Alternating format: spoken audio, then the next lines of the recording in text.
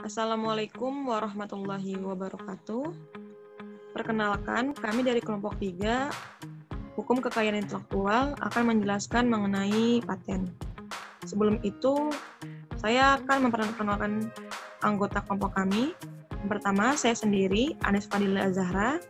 Yang kedua, Nabila. Yang ketiga, Nabila Kusna Farhana. Yang keempat, Marfu'ah Sulaiman. Yang kelima, Noneng Rahayu. Dan yang keenam, Aulia Munadiah. Baiklah, untuk materi yang pertama akan dijelaskan oleh Saudari Nabila.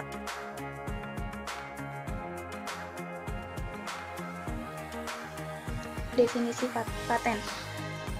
Paten adalah bagian dari hak kekayaan intelektual yang dalam kerangka ini termasuk dalam kategori hak kekayaan perindustrian. Hak kekayaan intelektual itu sendiri merupakan bagian dari benda, yaitu benda tidak berwujud. Paten ialah hak eksklusif yang diberikan oleh negara kepada inventor atas hasil invensinya di bidang teknologi, yang untuk selama waktu tertentu melaksanakan sendiri invensinya tersebut atau memberikan persetujuannya kepada pihak lain untuk melaksanakannya.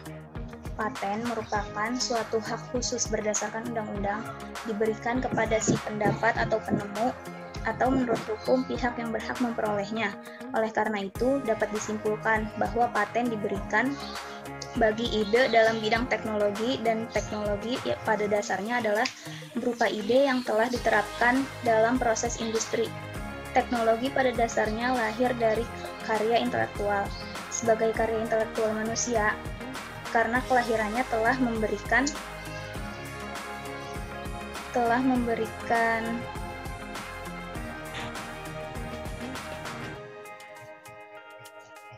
karena kelahirannya telah melibatkan tenaga, waktu, dan biaya. Berapapun besarnya misalnya dalam atas permintaannya yang diajukan kepada pihak penguasa bagi temuan baru di bidang teknologi, perbaikan atas temuan yang sudah ada, cara kerja baru, atau menemukan suatu perbaikan baru dalam cara kerja untuk selama jangka waktu tertentu yang dapat diterapkan dalam bidang industri. Selanjutnya ada reformasi Undang-Undang Paten di Indonesia. Yang pertama itu Undang-Undang Nomor 6 Tahun 1989 dan mengalami perubahan menjadi Undang-Undang Nomor 13 Tahun 1997, kemudian direvisi lagi menjadi Undang-Undang 14 Tahun 2001 dan mengalami revisi menjadi Undang-Undang Nomor 13 Tahun 2014 dan sekarang menjadi Undang-Undang Nomor 13 Tahun 2016. Dan adapun juga untuk pentingnya perubahan Undang-Undang Paten dari Undang-Undang 14 tahun 2001 yaitu tentang paten menjadi Undang-Undang 13 tahun 2014 ialah yang pertama penyesuaian dengan sistem otomatis administrasi kekayaan intelektual karena terkait dengan mekanisme pendaftaran paten dapat diajukan secara elektronik. Yang kedua, penyempurnaan ketentuan pemanfaatan paten oleh pemerintah. Yang ketiga, pengecualian atas tuntutan pidana dan perdata untuk impor paralel atau paralel import dan provisi bolar atau bolar provision.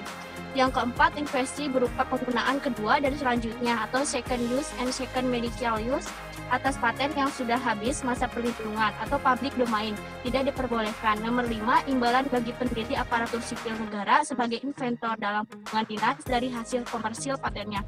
Yang keenam, penyempurnaan ketentuan terkait invensi baru dan langkah invensi untuk publikasi di perguruan tinggi atau lembaga ilmiah nasional. Yang ketujuh, paten dapat dijadikan objek jaminan fidusia. Yang kedelapan, penambahan kewenangan Komisi Banding Paten untuk memeriksa permohonan koreksi atas deskripsi klaim atau gambar setelah permohonan diberi paten dan penghapusan paten yang sudah diberi. Yang kesembilan, paten dapat dialihkan dengan cara wakaf. Yang ke-10, ketentuan dapat pengangkatan dan pemberhentian ahli oleh materi sebagai pemeriksa. Yang ke-11, adanya mekanisme masa tenggang terkait pembayaran biaya tahunan atas paten. Yang ke-12, pengaturan mengenai force major dalam pemeriksaan administratif dan substantif permohonan. Yang ke-13, pengaturan ekspor dan impor terkait lisensi wajib. Yang ke-14, terdapat mekanisme mediasi sebelum dilakukannya tuntutan pidana. Yang ke-15, membuka kesempatan seluas-luasnya kepada industri nasional untuk memanfaatkan paten yang telah berakhir masa perlindungan secara optimal dan lepas dari tutaran hukum dan kewajiban. membayar royalti. Yang terakhir, pemberian lisensi wajib atas permintaan negara berkembang developing country atau negara sebelum berkembang atau last developed country yang membutuhkan produk farmasi yang diberi paten di Indonesia untuk keperluan pengobatan penyakit dan sifatnya pandemi. Dan Undang-Undang Nomor 13 Tahun 2016 tentang paten disahkan Presiden Joko Widodo pada tanggal 26 Agustus 2016 di Jakarta. Sekian, yang selanjutnya.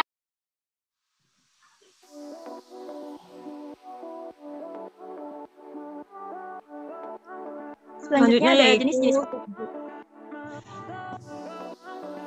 Terdapat dua jenis paten, yaitu paten biasa dan paten sederhana. Paten biasa adalah paten yang melalui penelitian atau pengembangan yang mendalam dengan lebih dari satu klaim.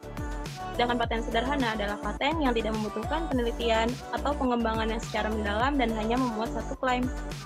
Namun masih ada beberapa jenis paten yang lain, yaitu yang pertama ada paten yang berdiri sendiri atau independent patent.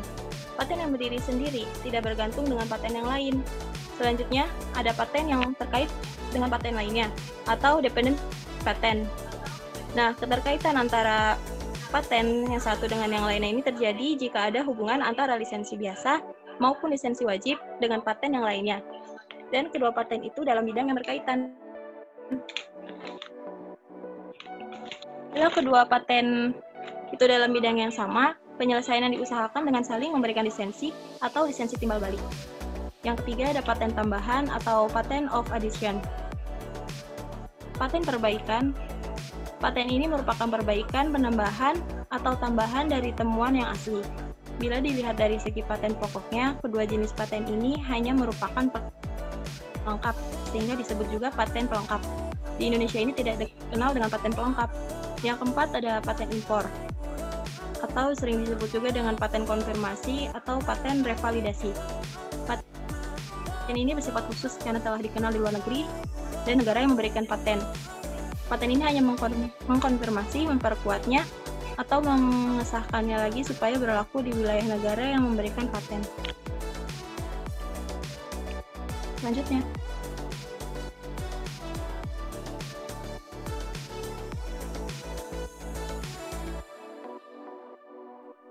Yang selanjutnya yaitu ada subjek dan objek paten. Subjek paten menurut Undang-Undang Nomor 13 Tahun 2016 yaitu investor adalah seorang atau beberapa orang yang secara bersama-sama melaksanakan ide yang dituangkan ke dalam kegiatan yang menghasilkan invensi. Nah, invensi sendiri adalah ide investor yang dituangkan ke dalam suatu kegiatan pemecahan masalah yang spesifik di bidang teknologi berupa produk proses atau penyempurnaan dan pengembangan produk atau proses. Subjek paten menurut Undang-Undang Nomor 13 Tahun 2016 Pasal 10 yaitu pertama, pihak yang berhak memperoleh paten adalah investor atau orang yang menerima lebih lanjut hak investor yang bersangkutan. Yang kedua, jika invensi dihasilkan oleh beberapa orang secara bersama-sama, hak atas invensi dimiliki secara bersama-sama oleh para investor yang bersangkutan. Yang selanjutnya adalah objek paten diatur dalam Strasbourg tanggal 24 Maret 1971. Strasbourg Agreement. Dalam persetujuan tersebut, objek paten dibagi dalam ke-8 seksi sebagai berikut. Yang pertama adalah seksi A, yaitu kebutuhan manusia, antara lain agraria, bahan-bahan makanan dan tembakau, barang-barang perseorangan dan rumah tangga, dan kesehatan dan hiburan. Yang kedua ada seksi B, yaitu melaksanakan karya di antara lain memisahkan, mencampurkan, pembentukan, pencetakan, dan pengangkutan. Yang ketiga seksi C, kimia dan perlogaman antara lain kimia dan perlogaman. Yang selanjutnya seksi D yaitu pertekstilan dan kertasan. Yang pertama itu ada pertekstilan dan bahan-bahan yang mudah melentur dan sejenis. Dan yang kedua ada perkertasan. Selanjutnya ada seksi E yaitu konstruksi tetap antara lain pembangunan gedung dan pertambangan.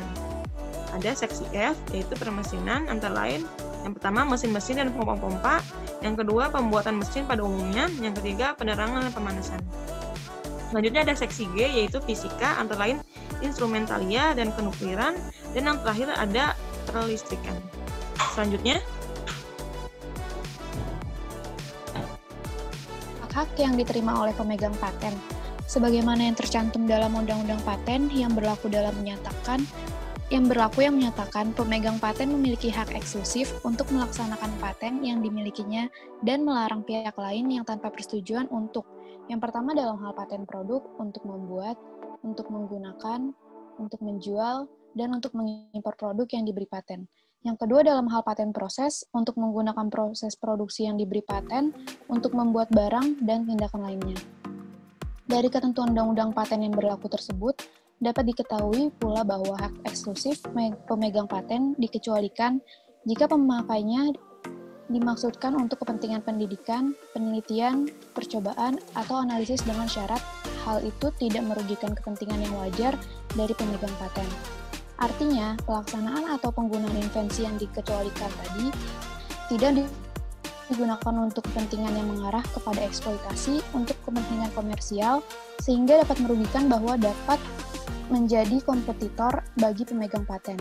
Pengecualian ini sebenarnya dimaksudkan untuk memberikan kesempatan bagi pihak yang betul-betul memerlukan penggunaan invensi semata-mata untuk penelitian dan pendidikan, yang mencakup pula kegiatan untuk keperluan uji bioekivalensi atau bentuk pengujian lainnya. Untuk pengelolaan kelangsungan berlakunya paten dan pencatatan lisensi, pemegang paten atau penerima lisensi suatu paten wajib membayar biaya tahunan yang nantinya akan dibahas lebih lanjut dalam tata cara pendaftaran.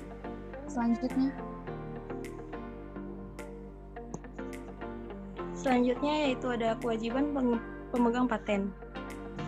Yang pertama mengenai kewajiban pemegang paten telah disebutkan dalam pasal 20 Undang-Undang Nomor 13 Tahun 2016. Pemegang paten wajib membuat produk atau menggunakan proses yang diberi paten di Indonesia. Dengan kewajiban ini, berarti pemegang paten diharuskan untuk melaksanakan patennya dengan diberi di Indonesia melalui pembuatan produk atau menggunakan proses yang dipatenkan tersebut, dengan harapan dapat menunjang adanya alih teknologi, penyerapan investasi, dan penyediaan lapangan kerja. Lanjutnya. Kemudian ada tata cara pendaftaran paten. Berdasarkan Undang-Undang Nomor 13 Tahun 2016 tentang paten, terdapat 3 syarat sesuatu penemuan dapat didaftarkan untuk mendapatkan hak paten, yaitu yang pertama sesuatu yang baru, yang kedua mengandung langkah inventif, yang ketiga dapat ditetapkan dalam dunia industri. Paten diberikan berdasarkan atas permohonan dan setiap permohonannya dapat diajukan untuk invensi atau beberapa invensi yang merupakan satu kesatuan dengan invensi. Saat ini sudah banyak terdapat konsultan-konsultan HKI terdaftar yang akan bertugas sebagai jasa pendaftaran paten. Namun apabila ingin mengurusnya sendiri, permohonan paten dapat diajukan oleh pemohon secara tertulis pada Direktorat Jenderal HKI Departemen Hukum dan HAM RI dalam bahasa Indonesia. Permohonan yang diterima Direktorat Jenderal HKI harus memenuhi syarat minimum. Permohonan tersebut harus dilampiri formulir pendaftaran yang telah diisi, deskripsi bahasa Indonesia atau bahasa Inggris, dan bukti pembayaran biaya permohonan paten. Nah, dalam deskripsi ini kita mendeskripsikan penemuan apa yang kita temukan dan jika perlu melampirkan gambar. Kemudian permohonan yang telah memenuhi persyaratan minimum oleh Direktorat Jenderal HKI dan pada saat yang sama ditetapkan sebagai tanggal penerimaan. Next slide.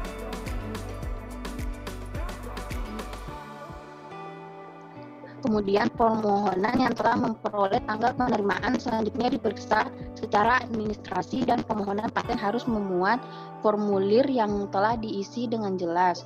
Kemudian surat kuasa khusus jika diwakilkan oleh konsultan-konsultan HKI tadi. Kemudian surat pengalihan hak jika diajukan oleh pihak lain bukan investor. Kemudian deskripsi permohonan paten, bukti pembayaran biaya paten sederhana itu sebesar Rp575.000. Bukti pembayaran biaya permohonan paten sederhana Rp125.000 dan permohonan substantif paten sederhana itu Rp350.000. Tambahan biaya klaim itu Rp40.000 per klaim. Seluruh pernyataan administrasi paten tersebut harus sudah terpenuhi selama 3 bulan terhitung sejak tanggal penerimaan. Kemudian pengumuman paten dilakukan untuk permohonan yang telah memenuhi persyaratan administrasi paten setelah 18 bulan sejak penerimaan. Setelah masa publikasi berakhir, selanjutnya Anda perlu mengajukan permohonan pemeriksaan substantif diajukan dengan cara mengisi formulir yang telah disediakan, dan untuk itu dalam bahasa Indonesia dan melampirkan bukti pembayaran. Kemudian permohonan paten diterima dan resmi terdaftar. Setelah semua proses selesai, maka akan terbit sertifikat hak paten sebagai bukti penemuan Anda resmi terdaftar di Dirjen Kekayaan Intelektual dan mendapatkan perlindungan dari negara. Selanjutnya.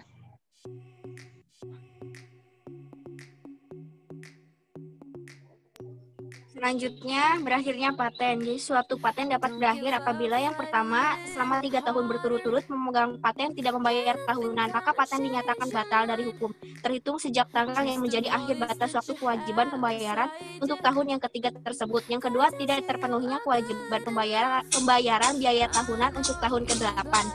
Ke-18 dan tahun-tahun berikutnya, maka paten dianggap berakhir pada akhir batas waktu kewajiban pembayaran biaya tahunan untuk tahun yang ke-18 tersebut. Sekian. Terima kasih untuk presentasi kali ini. Mohon maaf apabila kelompok kami ada kekeliruan maupun kesalahannya. Kurang lebihnya mohon maaf. Assalamualaikum warahmatullahi wabarakatuh.